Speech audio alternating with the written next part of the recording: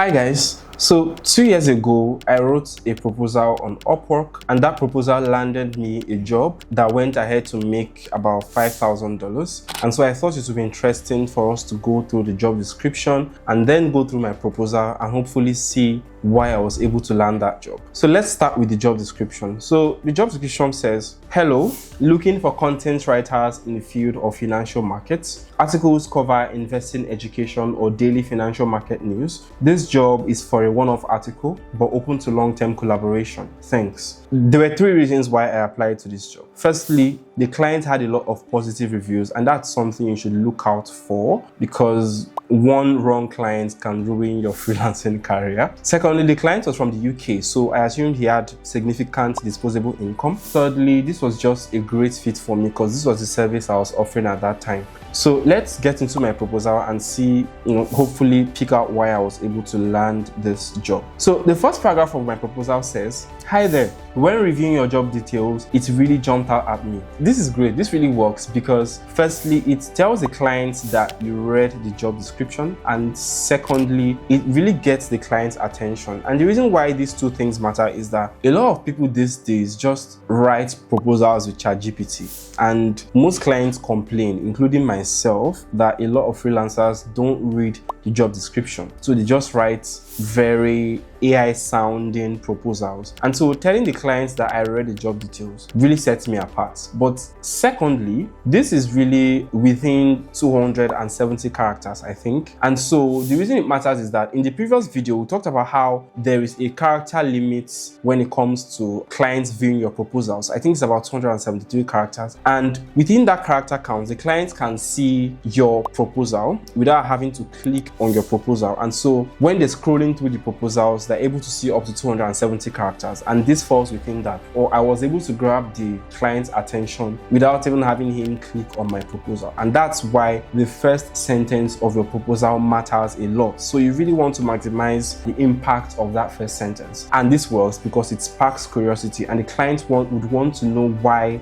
the job description jumped out at me. Then I went ahead to say I have extensive experience in writing about forex, stocks, and the financial market in general, and I would love to work with you. Again, the reason I mentioned forex, stocks, and financial market was to assure the clients that indeed I read the job description, and then I said I would love to work with you, and that was an invitation to collaboration. And that was also a way of establishing myself as someone who is competent to deliver results. So let's get into the second paragraph. So the second paragraph says, most people who read stock trading articles do so because they need relevant information, the kind that can only be gotten through practical experience with stock trading, and I have just that. Again, this works because first of all, I have somehow in my own way provided value to the client because I told the client why people read stock trading articles, and secondly, I assured the client that I could deliver on what I had just mentioned. So I said people read those articles because they need relevant information, and I'm able to give you relevant information because I have practical experience. And then I went ahead to say,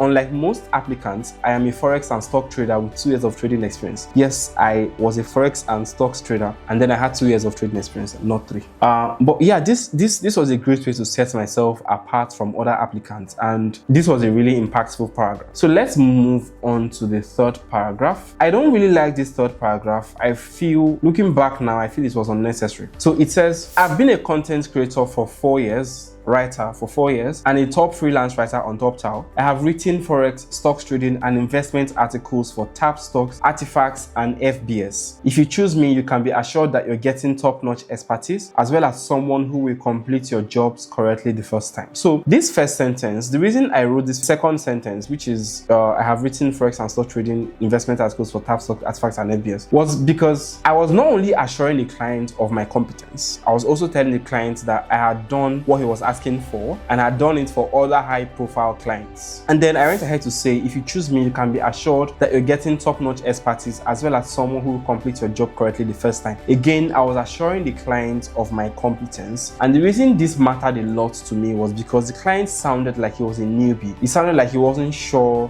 or he didn't have a lot of experience in the field. And when you come across clients like that, you really want to show that you're very competent. You want to show that you're an expert. You want to show that you're able to fix all their problems, even the ones that they don't know about yet, right? So that's why I really focused on showing my competence and assuring him of my competence by telling him that I had done exactly what he needed, but for other high-profile clients. Again, I don't think this paragraph was necessary because I had already written a bit of this in the second paragraph, but again, it doesn't matter. So moving on to the fourth paragraph. The fourth paragraph says, I have amazing ideas for articles relating to investments and the financial markets in general. Would you love to discuss them over a chat? So if you notice something here, I kept on mentioning financial markets, investments, stocks, forex, because those were the things that the client requested for.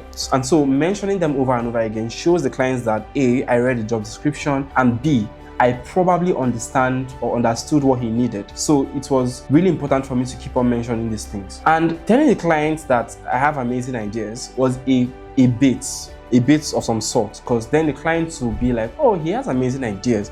I should probably send me a message and get to know these amazing ideas, especially because he's an expert that had 4 years of experience. I had worked for other high-profile clients, and so since he has ideas, I'll probably just send him a message and see. This was a kind of bait to the client. And then I put a call to action which said, would you love to discuss them over a chat? Very simple call to action. I opened myself up to a conversation, and I also gave the clients a conversation starter to work with, right? So the outro basically said, best regards.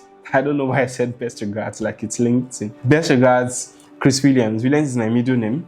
Top financial content writer on TopTal. Again, this last sentence was not necessary. This last statement, top financial content writer on TopTal, but if you have any accolade, you can always include it at the end of your proposal. So yeah, this worked, and I think the reason it worked was because, first of all, I established the kind of client I was working with, or I was writing the proposal for. It seemed like he was a newbie and he really needed an expert, and that was what I assured him he was going to get. Secondly, I was able to provide some kind of value to the client and then show the client why I'm most likely going to give him better results than other people. Thirdly, I was able to establish myself as an authority by telling the clients that I had done similar jobs for even bigger clients in the past. So if I could go back and rewrite this proposal, I would probably do away with the third paragraph, and then I would most likely include my portfolio link. I missed out the portfolio links, but you should always include samples. And I've included a link to my samples. Yeah, that's basically it. And this was written 2 years ago, 13th of June 2022. And hopefully you were able to pick up a thing or two from this video. Thank you very much for watching. Please like and subscribe. If you have any questions, please leave them in the comments, and I'll see you in the next video.